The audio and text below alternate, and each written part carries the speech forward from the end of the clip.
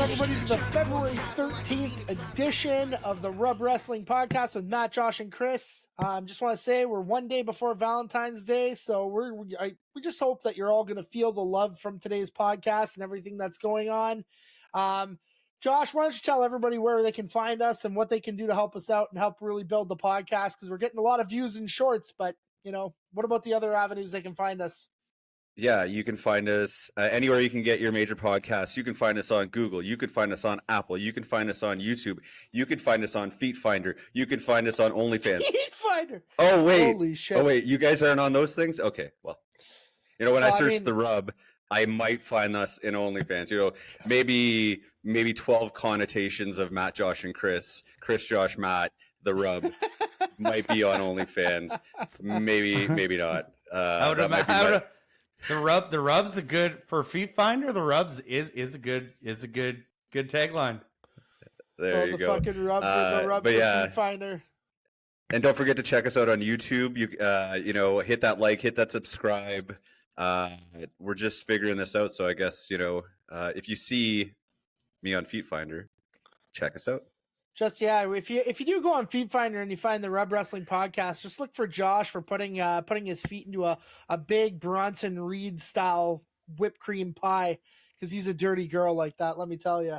But with that being said, we're coming off one of the biggest events on the weekend. We have the Super Bowl, Chiefs and Niners on Sunday. Lots of stuff going on. Josh, I know that you're a Niners fan. On top of that, like, were you really depressed with how that game finished?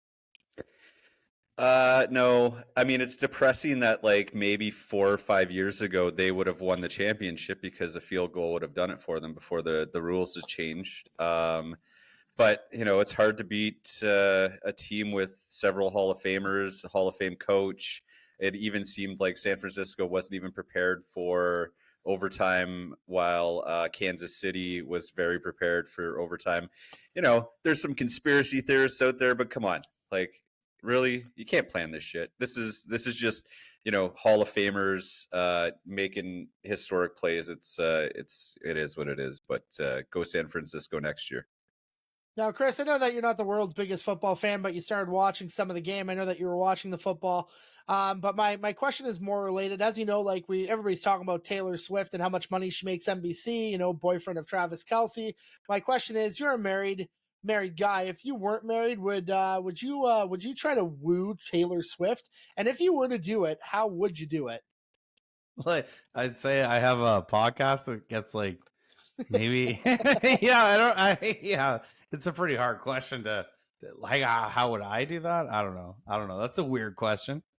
I was always thinking about me just going to her concert, like front row, like paying the crazy amount of go and get it, and just saying, "Hey Taylor, follow the Rub Wrestling Podcast" on a big sign. I fucking love you. And then that would start the conversation of me trying to woo and date. And then hopefully at best, if I got one date and I got literally a private plane ride to, like, Japan or something, I would even just call it after that. I think I've lived my life to get what I got to get. Imagine you watched too many Family Guy episodes where that happens. Yeah, like the one with Lauren Conrad and Brian, or like Taylor Swift and Chris. Yeah, that literally happened. Taylor, come to my prom. You can do it. Taylor, come to a local wrestling show. I'm part of a podcast and wrestling. Yeah, it's funny. Chris, I mean, how would you woo a billionaire, Chris? Tell me, please. with this, I'd have no chance. I wouldn't even try. I'd be like, hey, billionaire, sell me this pen. See if that actually worked. Here, I got a cup of water. Sell it to me. Show me why you're a billionaire. Yeah, they would say, I'm going to get somebody else to do it for me. You know what? You just can't prepare for Matt's opening questions. That's all I can say about that. That's the whole fucking point. But I think, remember we talked, I have a question for you. I would like to hear how Matt's bets went for the Super Bowl. And I would also like Matt to tell the people how he bet on his bets for the Super Bowl. Well, this is kind of an interesting story. So to follow the trend on, like, TikTok where people's pets actually pick the winner, I did something a little bit different.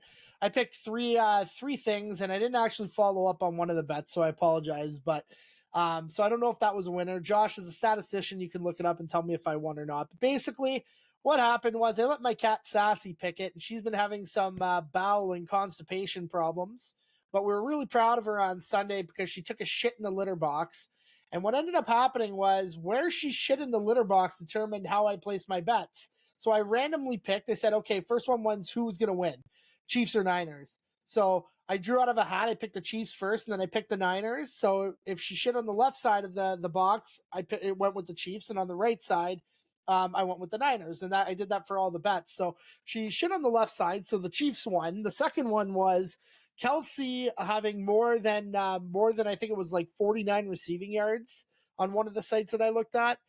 We won that. The one that I didn't check was the Brock Purdy because I didn't really bet on it. It was more, I think he had to be plus 13.5 for rushing yards. And then the next one is the fun one. I put a bunch of markers on the floor of different colors and then put catnip on all of them. And then I found which one she went to first to see which Gatorade color it was going to be. And she picked orange. It turned out it was blue or grape or whatever it was, but definitely wasn't orange. So Sassy did a pretty good job of picking that if I actually would have bet money on them. But yeah, she covered the money line and she covered Kelsey's bet. And on the actual one that I did bet him for over the receiving yards, but he had to have a touchdown with it, and he was 2 yards short when he made the last reception that he had. So that kind of sucked. It would have been like 6-1 on a $30 bet or something like that. So you didn't win. You didn't bet anything on those bets. No, I'm not a big bettor on the Super Bowl. It's just more or less. I always say betting's not about the money. It's just about being right. So that's the way I look at it. But Brock Purdy had 12 yards. I'm still pooping out my spread from Sunday. It was I had so much good food. It was such good food. Yeah, great. That sounds utterly fantastic for what's going on. So great to hear that the spread was over then, from what we're hearing. Flip that for the short. Chris is still pooping out Super Bowl. Yeah. Super Bowl spread. Super Bowl spreads. Okay, well, anyways, we're going to move on. So yeah, Josh, you can never get ready for my opening questions, but here we go. We're going to start talking about the WWE. Big news there is that we talked about it and alluded on the previous podcast about what's been going on with Cody, who he's going to pick. And obviously there was a big WrestleMania presser that came out, which was a little bit nuts. And that got pretty crazy. You know, the Roman Reigns came out, said that he was going to pick who it was because it looked like Cody was going to pick Seth. After Monday night when they did the presser, Cody came out, shook hands with The Rock, and then Cody said it was bullshit, and then basically went out and picked Roman Reigns. He basically ran the family down, ran a whole bunch of stuff for The Rock's family down, which led to The Rock slapping him in the face, and then him and Rollins and stuff went through. It was just a cluster. And then very much at the end, The Rock basically called out Triple H and for letting him let Cody talk trash about his family. So now we got the match that everybody wanted, which was Cody and Reigns going at WrestleMania. We don't know what night. We don't know too much about when and where. Well, we know where that it's in Philadelphia, but we don't know if it's going to be the Saturday or the Sunday yet. I would assume it would be Sunday night, but you know what? We've been proven wrong before, right? So when you're kind of looking at this, Josh, was that build up? Did that build up really feel real to you? Like, because we're talking about The Rock's involvement and how it went through, and I felt that if The Rock really wasn't there, I don't think it would have felt as real as it felt. I mean, we know wrestling's scripted and that whole thing and that whole shindig went through, but when you're looking at it in the long run, did The Rock's relevance to that make him feel like he was actually there for that? Did he improve what happened at the presser compared to if he wasn't there? Yeah, I think your camera went out too. That's okay. I'm going to fix it right now. But yeah, so I mean, feeling real in the sense that like it kind of feels like the story changed because of the reaction from the fans. Like it seems like they're listening, and The Rock kind of, instead of ramming it down their throat, has now turned heel, which he also famously has informed the fans what turning heel means. And it's kind of like, we're going to see it in the Merriam-Webster dictionary next year as a new definition for heel. But I thought it was funny because, as you're talking in our chat, that like he has to explain to people that he's being a bad guy because that's what wrestling is like sometimes we're not all good guys, and that's it's interesting. But yeah, it's I think that they're doing the story right, because I still don't think that like the WrestleMania picture is finished yet. Like, I don't know, for some reason I still feel like there's going to be a way that Rock gets into this match, or that there's something that happens that gets Rock involved. It seems like they're building towards like a tag team match with Cody and Seth versus The Rock and Roman, which would be interesting. I just don't know how long you prolong Rock storyline. Like, is he actually going to stick around for another year to have it finish his story with Roman? But I think that it's organic. People are believing it. Just the fact that people are responding to The Rock, and The Rock is having to explain to them that he's now a heel when he's in character. Like, don't worry, he's still. Well, he might be still a good person. I don't know. I don't know him personally, so if or not he's a good person in real life, that's yet to be proven long term. But I think that it's kind of silly that The Rock is having to explain why he's being a dick. Yeah, and I'll jump in while Matt's figuring out his stuff. So it's okay, I'm still listening. So, but yeah, you go ahead, Chris, and then I'll ask you a follow up. Yeah. So, like, what I think it's a weird situation, because The Rock's he's a great heel. He's a great heel. He's always been a great heel. So, like, the fact that what you said, like the fact that he has to start explaining to people who don't watch wrestling, who think he's the worst person in the world, that he has to say that I'm not the worst person in the world. Like, so yeah, I don't know. Like, it's so bizarre. I was trying to talk to my wife about it, actually, and like people don't understand that that's not him. And then I think you, Josh, you texted me, or you put in the chat, you like, the sad thing is that like we have to start explaining to people that wrestling's fake. Like, we all know it's fake. Right? Like, it's like, we already know it's fake. They tell us that these results are scripted, and then he's like explaining it like, I don't know. It's just crazy. It doesn't make any sense to me. Like, it's like it's kind of taking away everything about wrestling that we like so much, right? Yeah, it'd be like he's like, you know what? Vin Diesel really isn't a great driver, like, but it's like you're explaining how movies work. Like, come on, people, like, this is not fucking real. Like, Vin Diesel can't really see in the dark. Right, yeah, like those things. It's like, oh, Captain Jack Sparrow, isn't a real person, like, or whatever. It's so stupid. I don't know. And he doesn't have 8 million alpacas either. So right, but it's like I think it's like you go back to like the Taylor Swift, the conspiracy theorists. Like, people believe that like life is scripted like this, right? Like, so like whether the lines are blurred between reality, because people are like believing that like real world stuff is being scripted. Like, oh yeah, the Super Bowl result is now scripted. So like people are like, oh well, The Rock's an asshole, so like this must be real. Like, you're freaking silly. I just can't understand that people used to make fun of us wrestling, like us marks. People make fun of us like, don't you know it's fake? And now it's to the point where we know it's fake and other people don't. Yeah, right.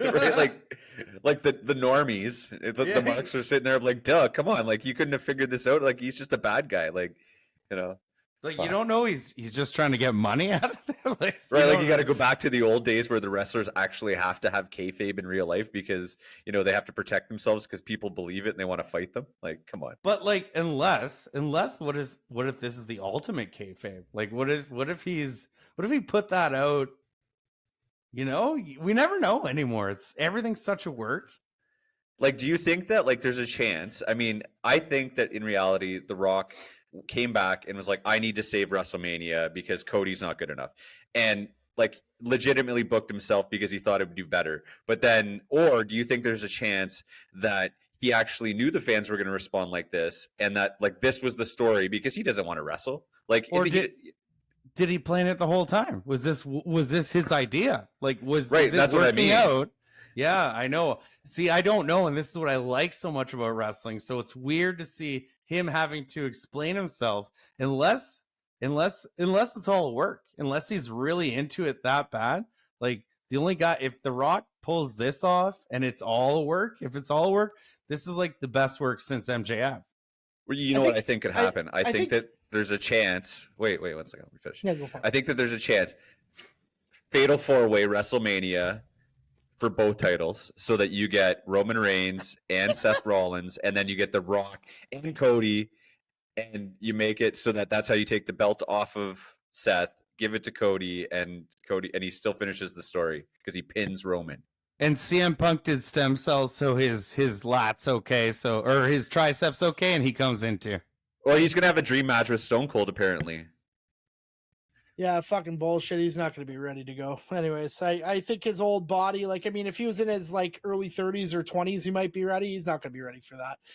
And if he does, then kudos to him. I mean, then he rehabbed and he worked his ass off. Now, for what you were saying, I think like one of the things that I kind of want to throw out to you, Chris, when you're kind of looking at the presser and everything, and I agree with everything you guys are saying. Like, it's sad that you have to go out and explain it. And then he goes on, you know, McAfee's show, Pat McAfee's show, and he calls them all what, Cody crybabies and all that stuff. And, you know, calls them little bitches. And that, you know what, they're going to put, you know, the Codys are going to take one nugget from their 20 McNuggets, and then they're going to eat one, and then they're going to take two of them later on when, you know, 20 things happen. And then they're going to put those straight up his ass. And, you know, I think people kind of took that and they're like, holy fuck, like, you're right. Why do we have to explain that wrestling is scripted in 2024? It's ridiculous. Now, Josh, you're talking about kind of an ensemble for this. Now, Chris, can you imagine, and you can call me an idiot or not, can you imagine what the ratings would be 1 month before WrestleMania, and on TV, you put in the main event of Raw, not SmackDown, Raw, fucking Rock and Reigns versus Seth and Cody in a tag match? Like, does that not sound like good business? Like, this is the problem that I have with WWE. It like stares you in the face when you do something like that. And then many of the times they don't capitalize on it. Like, how much ratings lift do you think that would draw if they just did that and they promoted it like the week before, or maybe 2 weeks or a month before WrestleMania, and give that match on free TV? Oh, it's huge. That's like I've been watching a lot of I've been watching a lot of YouTube videos. I can't plug the guy. I don't remember what the channel is, but I've been watching him, and it goes through like the decades, like the 90s and the 2000s of WWE, and like you see that like at some points like Stone Cold and Triple H were tag champs. The Rock and Sock were champs. Like I want to see this stuff. Like I right now in WWE, I get it. It's we're liking it more because it's being more interesting. But like AEW does it where they bring in, you know, like people win tag team champions, or people become a tag team partnership. Like that used to be the cool stuff back in the day when you didn't, you know, when you had Stone Cold or Triple H on the outside looking in, when Jericho and The Rock were feuding, you would have Stone Cold and Triple H. They would form an unlikely bond, and then all of a sudden they would wrestle for the championships and they win it. And like that's a really good way to not have to have your champion main event a normal show like Raw. Like you could have those two big names do it and it still means something. So yeah, that's how I see it. Yeah, and I think when you kind of look at that too, and you kind of have that tag match, and you don't even have to have a winner for it. I mean, you could, you know what, you guys all talk about how much you guys have a love for a no finish. Like the no finish there is the family coming in. It's Solo and it's Jimmy. And then maybe at the same point you could have Jay come out and help, you know, Seth and Cody, and have a no finish there where they kind of clear house, and then kind of the heroes stand tall over it, and just to kind of tell them that they're going to get ready for WrestleMania. And I think the big thing after that is that I find sometimes in WrestleMania, when we're going in the lead up into like an elimination chamber, it just becomes like a 2-month promo battle. And this is a great way for them to get in the ring before that even happens. And there's so many things you can do. You can do the, well, you know what, Cody's in the ring. I want you, Roman. Roman's in the ring. Oh, I'm going to tag The Rock. And then, you know what, like just, you're kind of anticipating those little things. And then, I mean, you know, Seth is just there to try to live up to the Shield moniker that he was talking about on Monday night during his promo. And I thought their promo was great. Like they were talking about it like it was like a legit thing, which we know it, you know, we know everybody knows it isn't. But well, I mean, at least the people on this podcast and not the people in the United States of America. But sorry, can I cut you off? I just had another absolutely. idea. Like, go for it. This would also be a perfect place to like put LA Knight with somebody in the top ranks, right? To form a tag team. So like you have so many options with like this stuff to put people on TV, and then you might as well do it. Sorry, I just thought of that randomly, that's a spot you could put LA Knight in. I think Well, that and I LA think Knight and AJ Styles are going to start a feud. Well, they already started a feud. Like you might see them in Elimination Chamber because he kind of interfered. that's not gonna. That probably won't be the plan unless AJ's in the match. Like right now, like LA Knight went out last night and called out Seth Rollins right after he won the Elimination Chamber. So I think there might Oh, be he a won good last twin. night. Yeah. I didn't pay So attention. I think there's a way now that with LA Knight winning if LA Knight wins Elimination Chamber, there's a very good chance he's going to go over against Seth and be that working man's champion, right? Like, and that's the way to get him over to Raw, and that's the way to kind of capitalize on his momentum. Something that we've been talking about on this podcast for months now. Striking and when to that right Seth off TV because he's hurt. Yeah, for sure. So you have a lot of stuff there that you're going through that actually makes it pretty solid to kind of go through. And, Josh, we were talking last night about Bronson Reed not being available in Australia. I said, regardless if he's in the Elimination Chamber or not, he'll have a match at some point. And it might not even be on the pay-per-view. It might be dark match or something just to get him over. But I would have liked to see him there. But I think to have Bobby Lashley in that spot is probably a little more makes that match a little bit bigger, because I don't think that the problem with Bronson right now is you have to believe that he's going to win it, and I don't believe that he's going to win it, where I think more people are going to think they're going to believe that Lashley's going to win over him. Yeah, I agree. I think that like when I saw the matchup with him and Lashley, I knew Lashley was going over. It was more of like because he's from Australia, it's an easy like guy to get in there. I'm not saying that like when I saw who he was facing to get in, I knew he wasn't going to win. But you look at like Ivar. I thought that there was a chance, and here this is kind of where I thought for some reason LA Knight was going to get screwed over by AJ Styles in his match, and it made sense for him. If you put him with Bronson Reed, then you put Bronson Reed in the Elimination Chamber match, and he's not going to win that match, but he's a monster. Like he would be great in that match, and just because he's from Australia, I figured. But now it looks like I was actually reading today, and it looks like he might be turning face, where it's like he starts to have this like like he's got to change his attitude, not to change his attitude, but like he keeps on losing, and he's like letting his family down because he said that in his interview afterwards that he's not going to be able to be performing at Elimination Chamber, so it'd be interesting.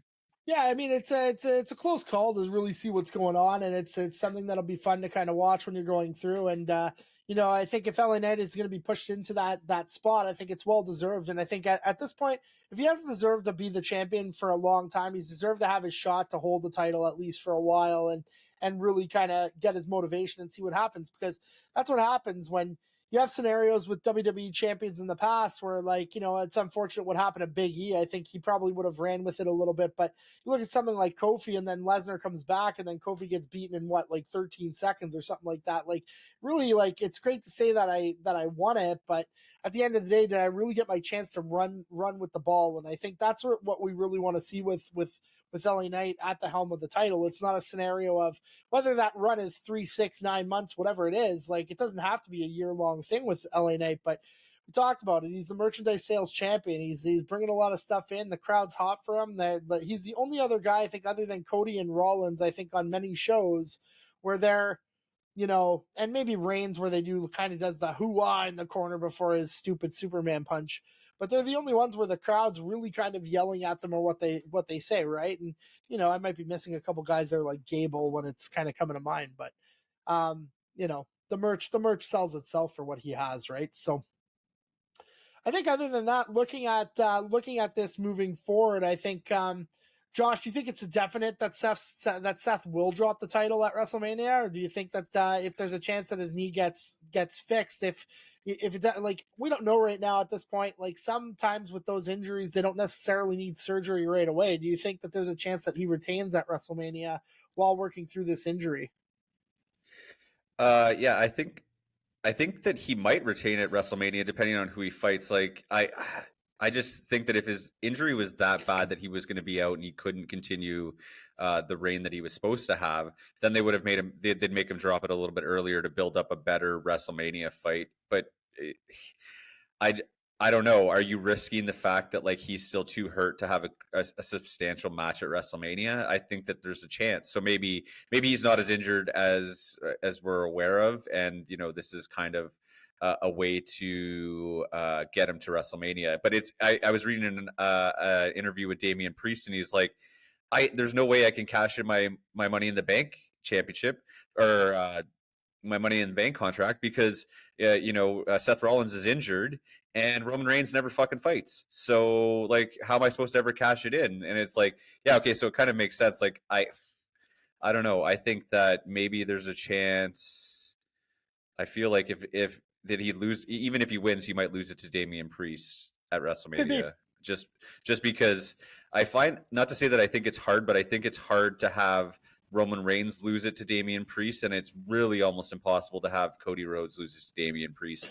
If he just, I mean, that would be an ultimate to continue to the like, oh fuck Cody storyline, but like, is Damian Priest the next guy to take that away from Cody? Because you'd want to give Damian Priest a little run at least. Chris, do you think that when you look at Damian Priest cashing in, do you think if it ends up being, do you think it happens right after LA Knight wins the title? Like, or do you think that it's going to happen later on down the road at a later date? Because that's something too. I think if you're going to strike while the iron's hot and you're going to give LA Knight the win, what's he going to be the world heavyweight champion for 15 seconds? And that's going to be his claim to fame for the rest of his career, because you're going to want to have Priest have that title for a little bit of time too, because he's another guy that you got to develop in that picture, which would probably piss off Finn Balor on a regular basis if you were to think about it.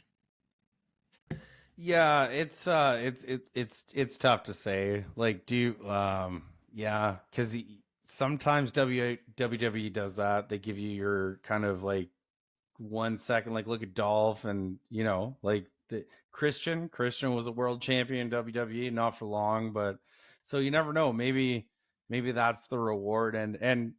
Is it worth it though? Like it might be worth it for LA Knight. Like he's older to get that, like just to hold it, just to be recognized as a champion. They might give that to him. Like you're looking at Seth Rollins, he's 37 years old. You don't think that knee's been through like a hell of a lot? Like it's not going to heal that fast. So that's what I'm thinking, because I just looked up, like he's been wrestling since 2004. Like you don't think that knee's so beat up by now? It's not going to bounce back that quick, especially with the schedule he's working. Yeah, for sure. And I think in a lot of cases, I mean, if he's not going to wrestle for a little bit, that's what I'm saying. Maybe it's you let the scar tissue build up and hopefully it holds out for a while before you can actually go in.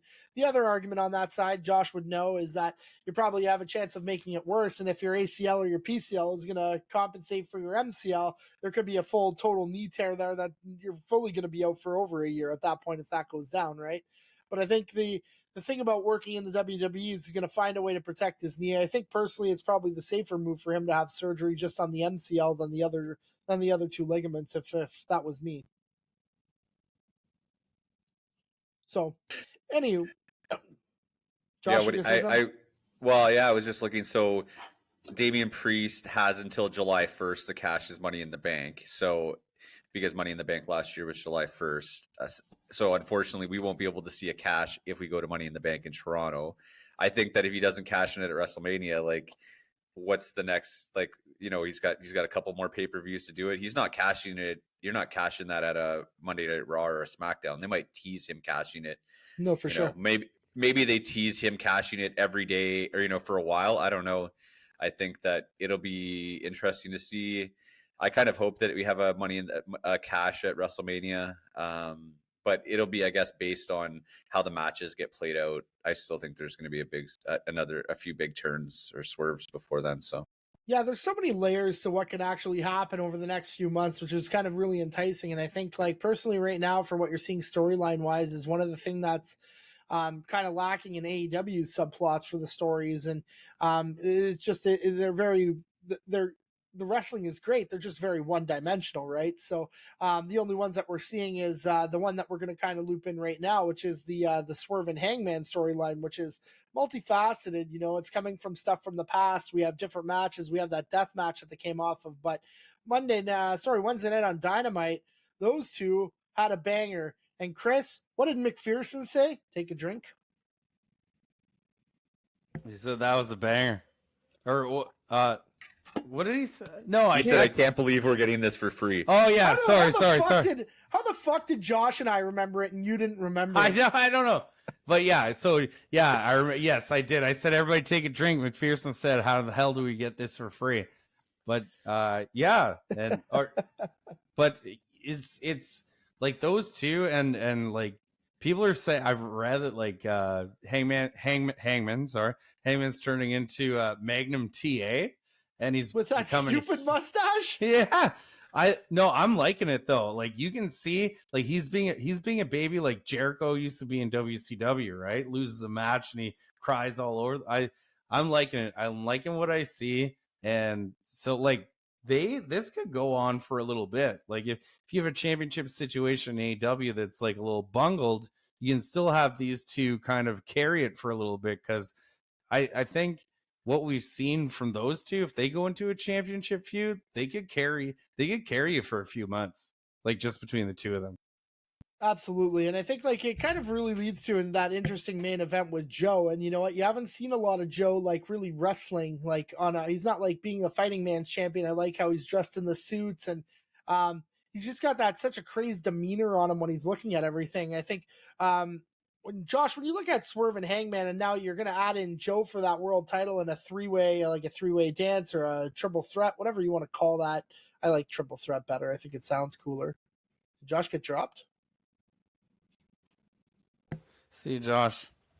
Ooh, what the heck happened there? Anyways, so I was asking. Oh, there he is. There he is. Sorry. There he is. No, that's okay. So Josh, back to what I was saying. So like with Joe kind of adding into that match and really kind of adding, and he's a competent wrestler, competent storyline guy. Do you think that this could go down as maybe one of the top 5 best matches in AEW history? Because I don't know about you guys, but I'm fucking excited for that. That looks like it's gonna be fucking mental. Yeah, I mean, I'm really excited. I don't think it'll be the top 5 just because I find that it's going to be like, it could be. No, I don't think it'll be the top 5, but I think it's going to be a fantastic match. I like the story with Hangman and Swerve. I like that they're continuing it. I am, whose house? I'm all in for Swerve right now. I've been convinced.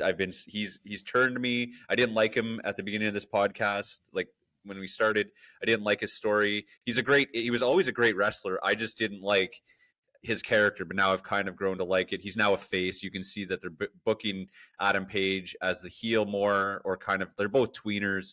But I don't know. I'm really hoping that Swerve wins. I want to see Swerve win. I think that Joe might retain to continue the story with him and Page. I'm not 100% sure.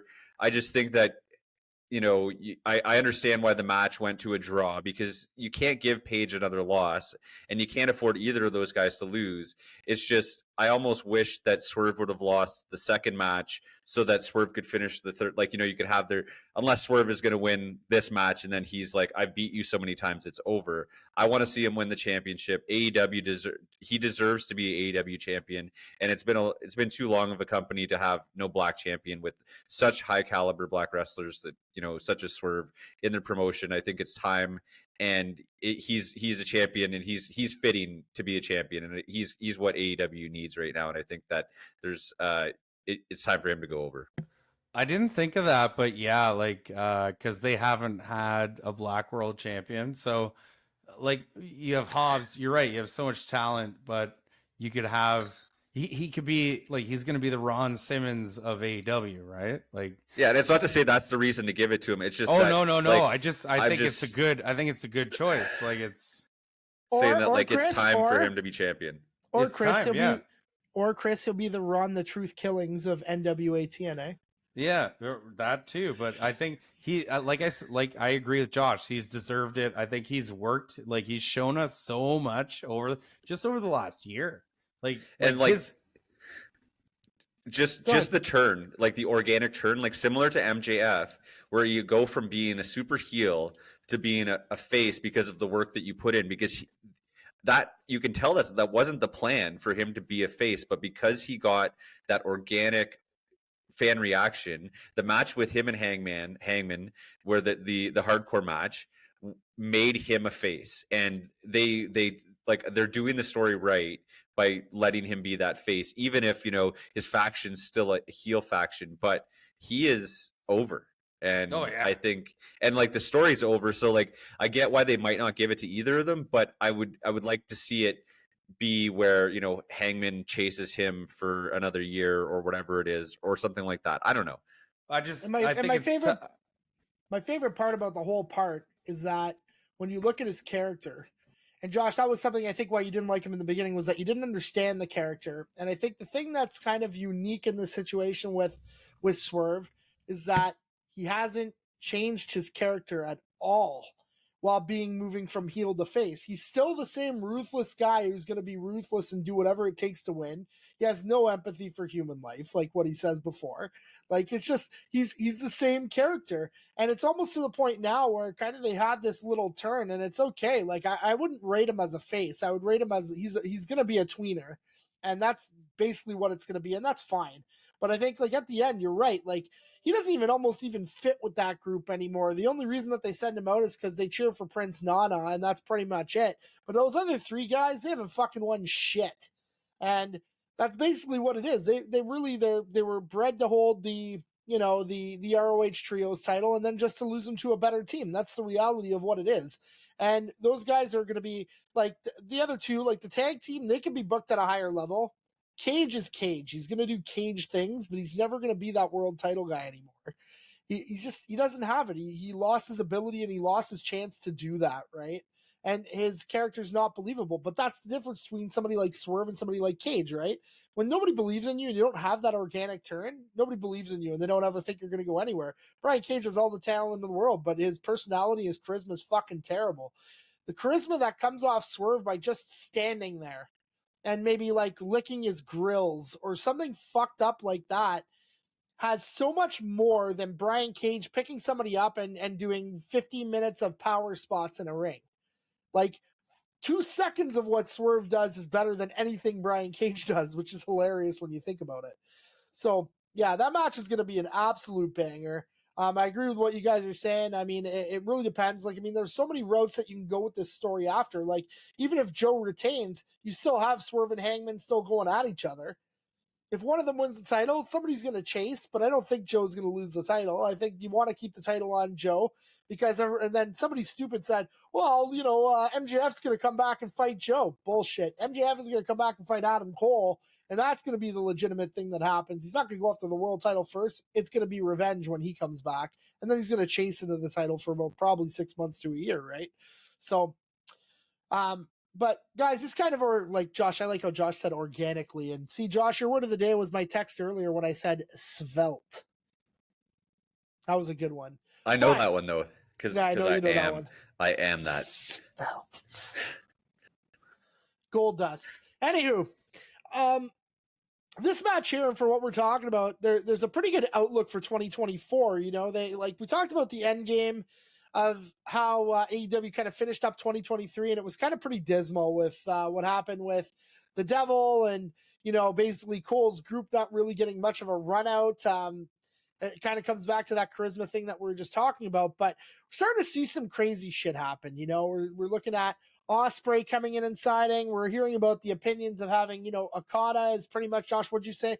Okada's pretty much almost a done deal to AEW from what we've been hearing online and stuff. The outlook seems to be on the upswing for AEW when they go through, and I think Revolution is going to be a massive start. Do you agree with that statement? Like, do you think that the AEW can really outperform itself from 2023, or is this as high as they're going to get? I mean, I think that they have to continue having the match quality that they've had. I think that they could invest in better storytelling. I also find that, they like to promote a lot of other brands for free, basically. Like, I mean, CMLL's there, which is great to see. I like the wrestling, but they're taking time away from people who don't have as like that they're actually paying to be there, that are on their roster. So yeah, I'm hopeful. I just worry sometimes when you're bringing in these wrestlers from other promotions. Like Okada is fantastic, but like how long does he have left? Is it like, is it going to translate into what the fans want to see? How smart are the AEW hopefuls, or the AEW fans? Like, is it going to bring people to the brand? And I'm not sure Okada is going to do it. Now, I'm excited to see him, but I don't know if you're going to steal some fans, maybe from Japan. But I think that as long as they keep up the quality and the stories continue, then I think that they could do well. I'd be interested to see what happens with MJF if he comes back.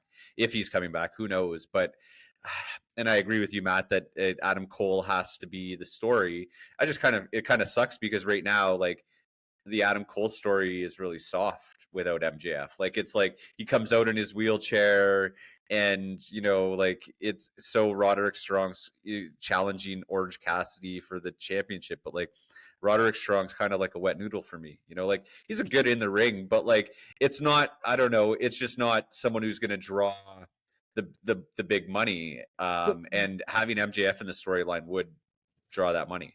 The problem that I have with that group being together, and I think I've said it, and if I haven't, I'm going to say it again, or I'm going to say it for the first time. All of those three guys have failed at almost every level except for ROH. That's it. That's it. This is what happens when you're an outsider looking in. I'm not a wrestling guy. I'm a wrestling guy, but I'm not an in the ring wrestling guy. Like, I haven't been in a ring. I've never wrestled. I just comment on what I see. They've never been successful anywhere else but ROH and on the indies. They've never made it in WWE. When WCW was around, a couple of those guys were around, and they were on the indies. They never got signed to WCW contracts. They had tryouts, never made it. And the problem is the problem that I have with it is this a scenario where Adam Cole went out and said, yeah, let's take these guys and get them over? They're just too good not to get over? The bottom line is that you cannot teach charisma. You can't teach it. You can show people videos, but they have to ultimately learn it on their own. It's like facial expressions. It's how you do things. It's what draws people to you. That's what charisma actually is. And if you don't have it, you don't get it. Some people, like you said, Josh, they get it organically. Swerve in the WWE, he had no charisma. They never let his character show any of that stuff. They wanted him on 205 Live. They wanted him to do his crazy shit. It's like, how come somebody like Cedric Alexander doesn't get over? Like, it's the same thing. No charisma. There's no buy-in on that person. You have to buy in. And then you look at somebody like LA Knight. And then you look at that guy's all charisma, and then learned how to wrestle behind his charisma, like Miz. Like, charisma. Learned how to wrestle behind his charisma to get him out there. And that's why they're at where they're at, right? Charisma. Yeah. Current Misma. And like, look at Rob Van Dam. He was a world champ, but like, he's never been solid on the mic. He's done all of his stuff, but he gained legendary status. Like, I guess what I'm saying is that there's like a very finite amount of people who can do it without both. Like, but there's you're right, very but charisma doesn't necessarily mean your promo skills. Right? Two different things. Rob Van Dam never needed it. All he had to do was say that he was Mr. Monday Night, smoke some weed, fake it, do the two fucking hand thing that he does here that Josh was just doing 2 seconds ago, and then be in a polyamorous relationship and promote all sorts of 420 products. Everybody fucking loves that guy. How can you not? He doesn't have to be a promo skill. His charisma was all in the stuff that he did. It's the package that was put together, right? So, and like, he didn't even need to talk. He had Bill Alfonso blowing that stupid fucking whistle the whole time. That's the reality. Yeah, I guess. Yeah, you got my mind going on a tangent. Like, I'm thinking of Matt Morgan or Matt Borgen, as he like to call. Fucking terrible. I know, but he's got everything. He's got all the God-given skills. He just doesn't have that, right? Chris, he couldn't even wrestle. Who better? Even Canyon. Canyon was somebody that could wrestle. He was a good hand. But he found his way to work through. Kenny was a fantastic wrestler. They gave him, and then they gave him. He didn't get over famously because he wasn't good on the mic and he was not confident on it. Right? Remember Raven? He brought him to Versace when Raven was rich in WCW. He brought him to Versace. So you have to look at it in the literal sense. Why was Canyon behind a mask? And he's dead. And I don't mean to talk shit about the guy. I'm not. And I'm not the world's most handsomest guy, but he does not have a face that's meant for camera. Why would you put him behind a mask as Mortis to begin with? And then at the end, when they put him through as he came through as Canyon, they're like, let's try it and see what happens. And then it ended up working out. And then he did the Raven thing. It was great. And then he did, positively, I'm thinking positively Page. What was he in WWE? He did something like Champagne, or in WCW, Champagne Chris Canyon. Yeah, he did that. Chris Canyon. He just made anything work and well. And it, as Mortis, that was his only failure, and I'll tell you why it was a failure, because he never adapted to the character. But what endeared him to the crowd was his moveset, and then his moveset led behind the charisma. He did the wrestling first, and then he found the charisma after. But he always had it. He was just not a good-looking guy. Oh, now I'm thinking like, now you got me like, I'm in the rabbit hole. I'm thinking Ernest the Cat Miller. Remember with his jacket? Like where did he come from? He just shows up, and then all of a sudden, like, then he even came back to WWE. I loved Ernest the Cat Miller. See, Josh, this is what happens when Chris pre-show takes like 2 dabs of whatever he's doing in his mouth and goes, "Yeah, let's fucking go." And now we're 6 minutes off the tangent of what we were talking about. I started that tangent, I think. That's all right. You know what, okay. though? It's a great tangent. Matt, I'm disappointed that you said you never wrestled a day in your life. Because he did. I mean, professionally. Dragon was an amazing wrestler / announcer. Yeah, him and Speedbag had several good match. Dragon took me to the edge for the North American Championship. Then I won it. Yeah. Check us out, SWA Angel Fire. The old school days. But Chris, we're going to come back just to finish up this topic. AEW's outlook at the end of 2023, a little bit dismal. They had the tournament that was really cool. We saw that Eddie Kingston won the titles for that. Do you see AEW moving on the up in 2024, or where do you see them? Like, we were talking about Okada while you were gone, and him potentially signing and almost going through there. What are your thoughts about AEW and the outlook? Only being a couple months into the new year so far and looking into Revolution. I think we have a lot to look forward to, especially with Ospreay signing, with Okada likely on the way, rumored to be on the way. I know we don't like to make things, but it seems like it's going that way. You got Omega maybe coming back from injury. You have MJF possibly coming back from injury. And I think the future's looking pretty good for them if they can. But like Josh said, for us, we'll like Okada coming in there, but will the casual fan, is it going to steal any eyes? Like, for us, it'll be great, but we're not the numbers. But we don't even know what's happening on the big announcement. So it could be Mercedes Moné as well. So there are a couple, like, I think we have rumors that we can look forward to until we find out they're true. But I think, I don't know. I think TNA and AEW are going to be two to watch, because like TNA now, oh man, after what happened, who knows? TNA had a chance to maybe go into it. And then, so yeah, I don't know. It's going to be interesting to see. I'm looking forward to it. Yeah, there's 2 things that I'll say to finish up this topic, and I kind of think I forgot the first one, so I'll start with the second one, which was, the second one was, Josh, were you with me as soon as Chris said who right after that he was going to finish with better than Canyon? Because I was like, he said who, and I'm like, is he going to say who better than Canyon? Like, in my head, I was like, holy fuck. But the second thing is, you're right. It is really going to be interesting to see where the product goes. And, it's sad what happens with TNA. You were mentioning earlier that Scott D'Amore signed a deal with XPW, which I think is not a great deal because they don't have a lot of money, but maybe, it's a job in the wrestling industry that he can focus on and kind of work. But I don't know, like, it just seems really weird to take that job right off the bat unless you really needed the money, and possibly could have waited a couple weeks and try to get some feelers into a big company, right? Like we talked about last week. So, yeah, I agree. The outlook's looking up. Josh was saying, as long as they capitalize on storyline, I think that's going to be the big one for them moving forward. Because, Revolution's going to be a great start. So, last topic of the evening. Speaking of Revolution, we I believe it was it on Dynamite or was it on Collision? If correct me if I'm wrong. Dynamite. Sting's title, Dynamite. So Sting's title win.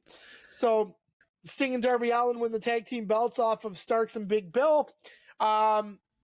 Obviously, we're going to Revolution, and which is kind of an unpredictable thing. Well, we are going to predict it. It's going to be Sting's last match at Revolution because they mentioned it's his retirement match. And who else comes out and challenge but the new heel form of Nicholas and Matthew Jackson, the EVPs, who are coming out as basically the Young Bucks to challenge them for the titles. Now, if this is Sting's last match, I think it's almost a given that the EVPs are going to take the titles at this point, and I think it's a good thing to put them on them because I think that character works really, really well with them.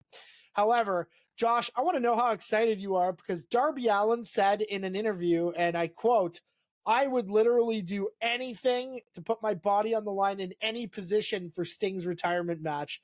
Does Darby Allin die at Revolution?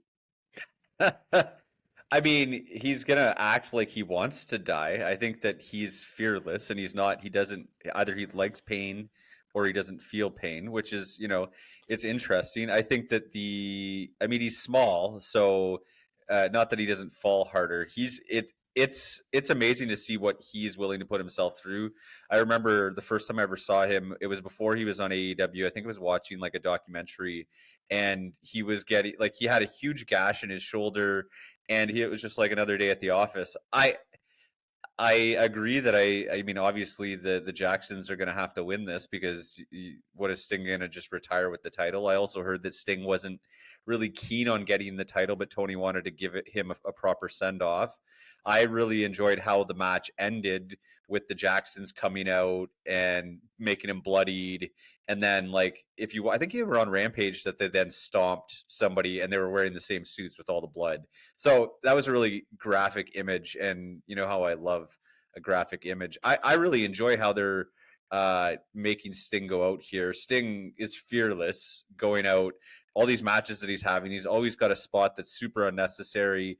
He could have went out with,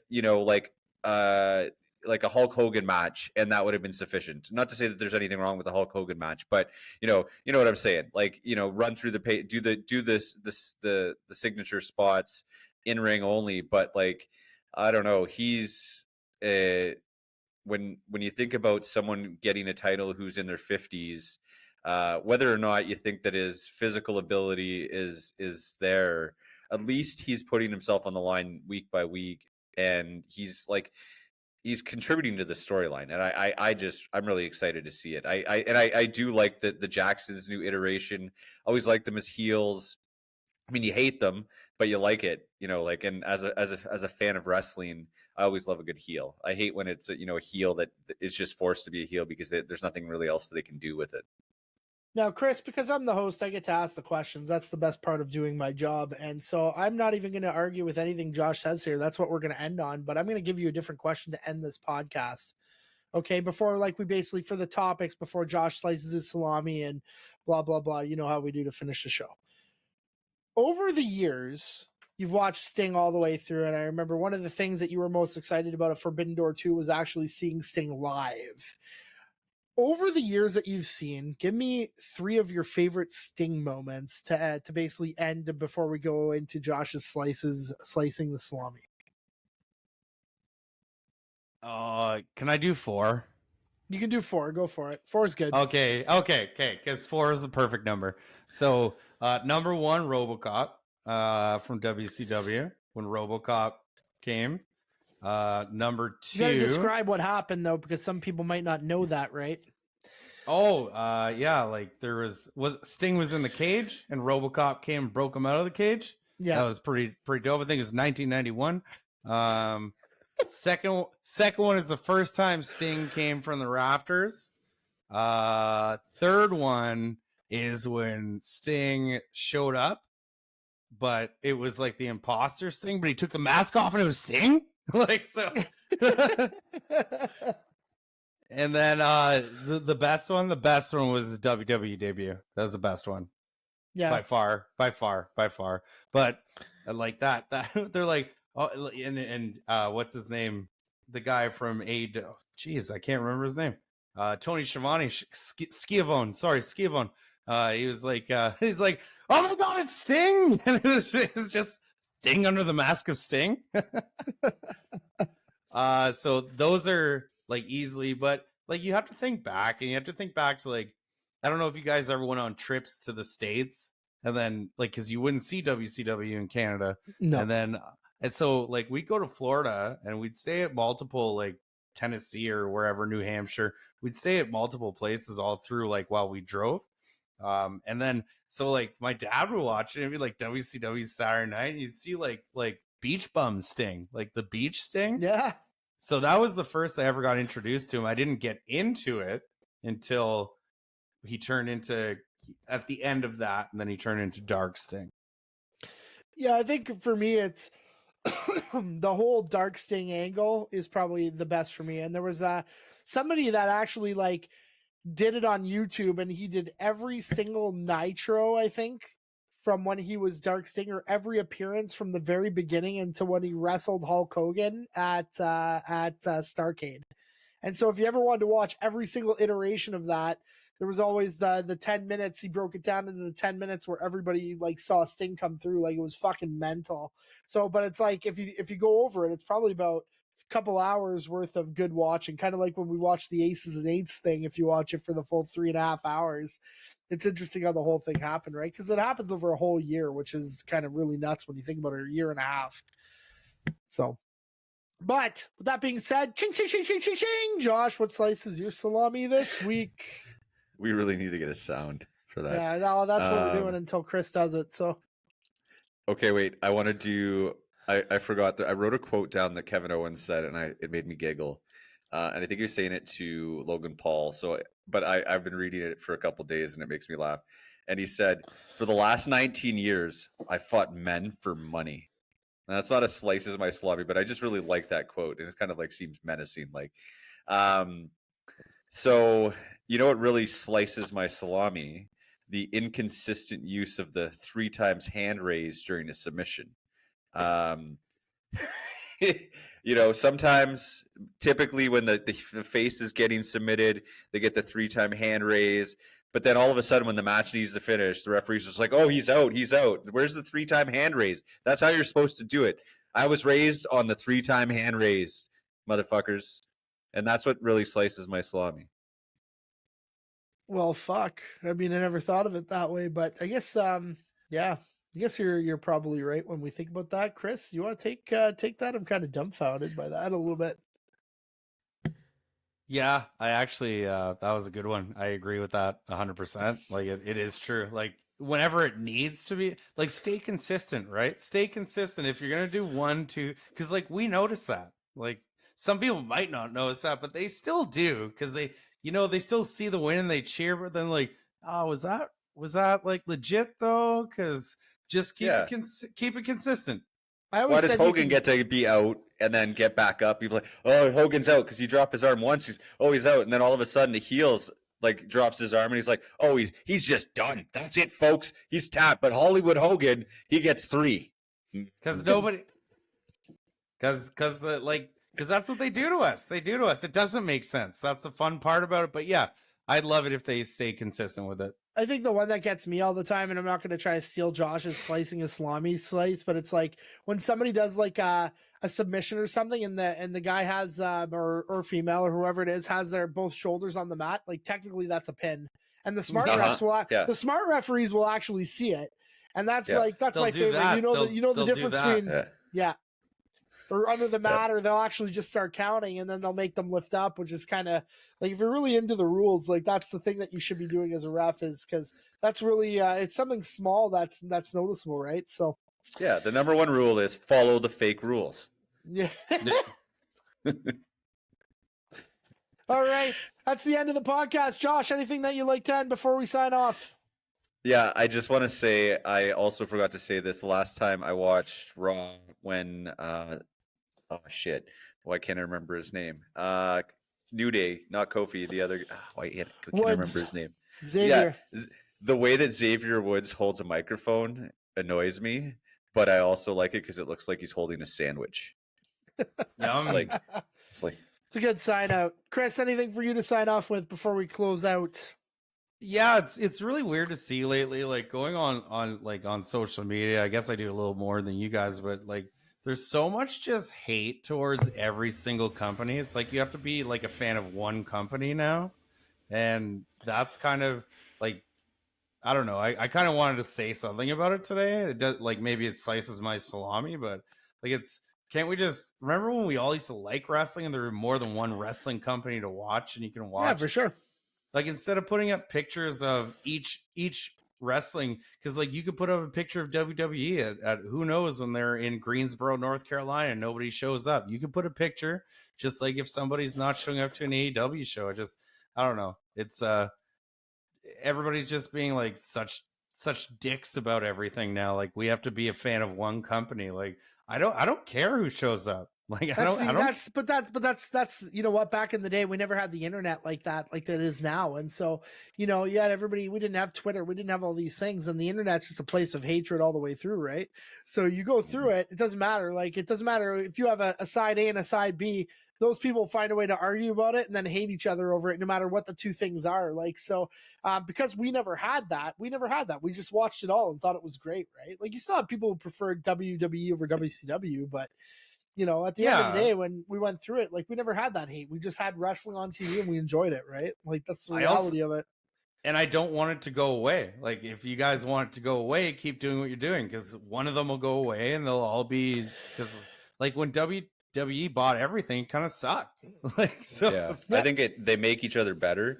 Also, that's why I bought some WWE merch coming soon. Also, want to say if one of our pods get to 10,000 views, there's going to be a championship belt put behind me. We're going to start adding some stuff behind me. Incentives. We're going to start hitting some milestones, and we'll do little things, have some fun. But yeah.